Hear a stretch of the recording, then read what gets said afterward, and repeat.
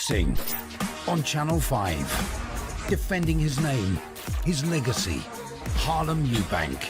Battling his way up the super lightweight rankings. Can he remain undefeated? Big Fight Live, Eubank versus Uruzquieta, Friday at 10 on Channel 5.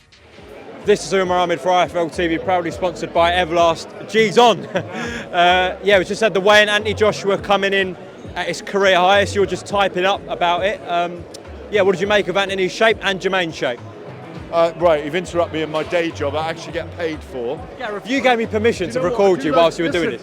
You gave me permission. You gave me permission. No, I didn't give you permission to touch me. Listen, I do this fucking shit, yeah, and I get loads of flack for it. I don't even get paid for it, and this is the stuff I actually get paid for, and I don't really get flack for it. Speak to my management. Who can guess? No, it's always a pleasure. It's always a pleasure to speak for you. I speak to you and speak for me. Okay, there you go. There's a bit of material for your 784. Is it 1,784? Is it? How many is it? 786,000. You look every day and see how many it is. You go, oh, 785 soon. No, but you clearly do. I want to calm down because I don't.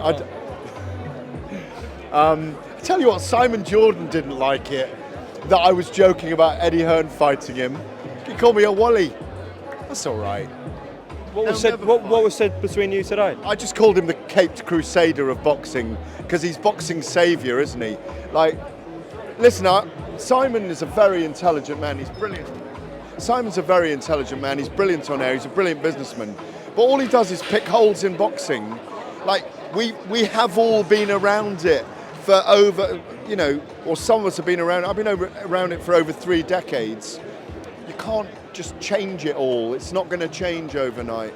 So I called him the Caped Crusader of boxing today because, he's got all the answers to all things. Like one of the things I disagreed with him today about, we were talking with Amir Abdullah about all the money coming in from the Middle East. I think it's brilliant for heavyweight boxing. It's brilliant. We may get 5 of those 7 or 8 massive fights over the line as a result of them. It's not stopping things happening here. It might enhance them happening. And Simon said it priced the other fights out of the market. The truth is, outside the heavyweights, there aren't that many major money fights in boxing. The lightweight division with Garcia and Davies, that'll generate money because that'll do significant pay-per-view buys in America. Lomachenko and Haney's a big one coming up.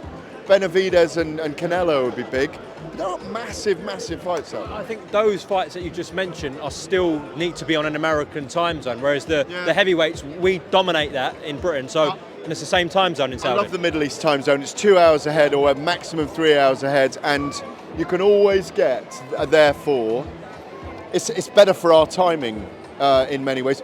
We finish at 2 in the morning, 3 in the morning there. You get the bus back to the hotel at 5 in the morning. It's an all-nighter, but generally it's a great thing to have. And look, we can go over all the political stuff, the sports washing, what are they doing? They're after the Olympics, they're after big events. But come on, let's grow up. This is what's happening in the world, and this is what's happening, and they are investing. Boxing will always follow the money. Sport is about money, it's about big business. And when boxing is about big business, when it's the elite fighters, it's always about money. How many times do I say this? Anyway, what do you want to know? You're right, because it's not any other sport. It's the most dangerous sport in the world. So fighters have got to make as much money as they can. And Saudi Arabia are offering that, then go and take it for sure. Anyways, Gareth, how did Simon take your comment then? What did he say to it? Nothing. Normally he bites, though. Oh no, it's always combative with Simon. I mean, as I said before, he's got a lot of very strong, very interesting views on boxing, but they're from the perspective of not solving them. They're just picking holes in the sport. And as I said to him, go and develop the world governing body for boxing then. No, so that's not a dig at Simon. I think we need one. If we could have one, it would be great. Then you get people trying to order an undisputed, or a body can order an undisputed title, or say Conor Benn can't fight till he clears his name, or whatever that thing be. But listen, it's a bit of fun with Simon on air as well. He's a very fun person to be combative around. And I think I came in with that today because about the Cape Crusader, because I was teasing about him fighting Eddie. And we, you know what we're like in the fight world.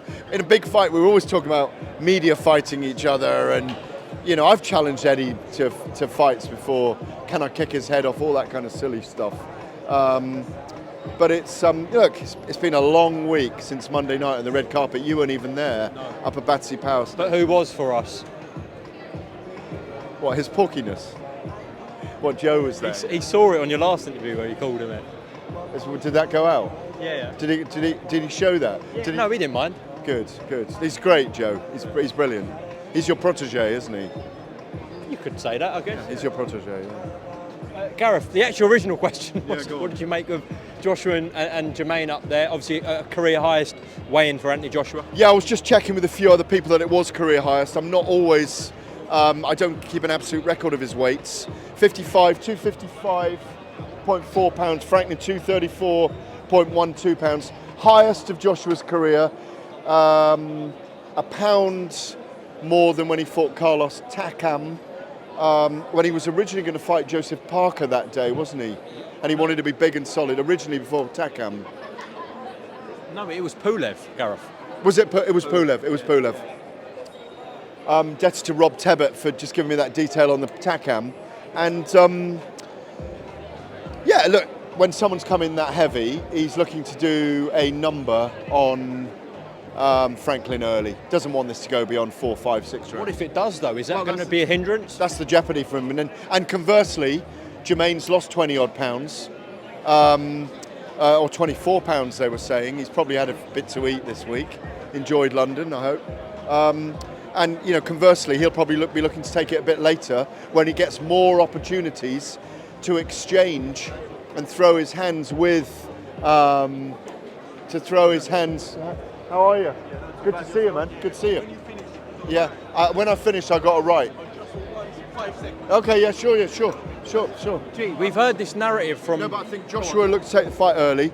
Franklin will like to see the fight go as long as possible, so he gets more opportunities to exchange with. He's virtually told me he's going to do that. He wants to stay safe. He wants to stay cautious in there, but he wants to have opportunities. He thinks they'll come against Joshua, and if he does get to take it later, Joshua will fatigue. There's no question about it, and that's what they're probably banking on. But it's a massive opportunity for an underdog.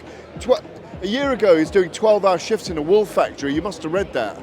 Yeah, to support his family in COVID, doing 12-hour shifts. Dillian White was the first full camp he'd ever had. Yeah. This is a real rags to riches Rocky story.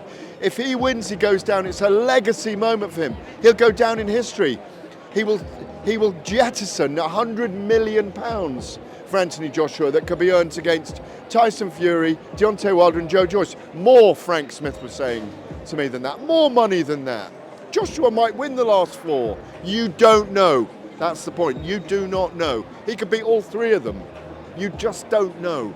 We've heard the importance from Frank Smith, from Eddie Hearn, from people at DAZN, Joe Markowski namely, about, you know, it's not just about the win, to set up these big fights and to get your value back to where it was, if you like, for Anthony Joshua. It's got to be spectacular. So having said that, considering both men's weight, obviously Franklin's lighter, which means Anthony's going to be very dangerous early, and he's heavier. It's a big risk they're taking. As we said, if it does go past 4 or 5 and Joshua starts to tire.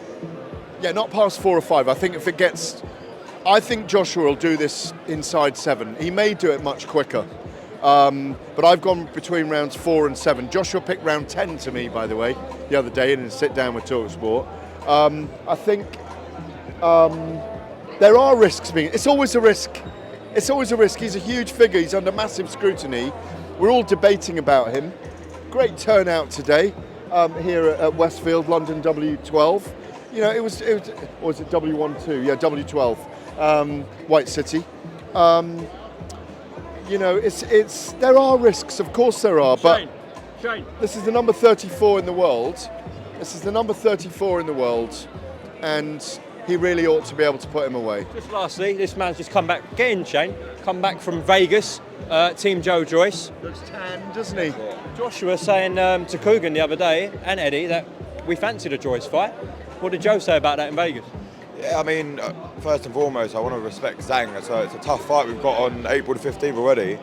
But Such a promoter. yeah, Such a No, but politician. he's right. Joe's got to beat Zhang on the 15th. it's a hard It's no fight. foregone conclusion, yeah. If we said Joyce Hergovich, everyone would say it's like a 50-50 fight, and I thought Zhang beat Hergovich. So when you look at it that way, you're in a tough fight, aren't we?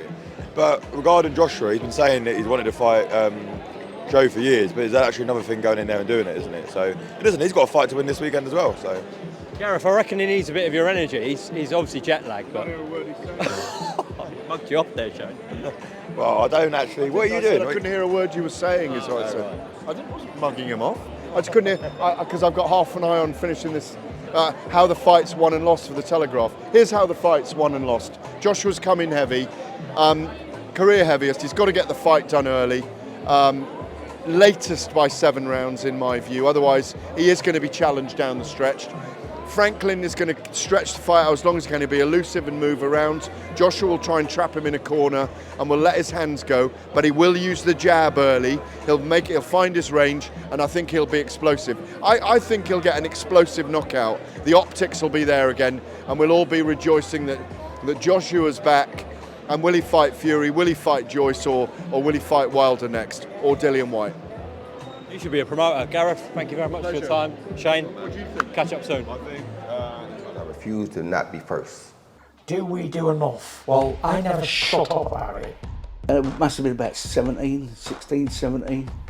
We nicked their guilt rings. Right, the bouncer's guilt ring. This is no good for me. That's the reality. If you want the honest truth, and I see it every day,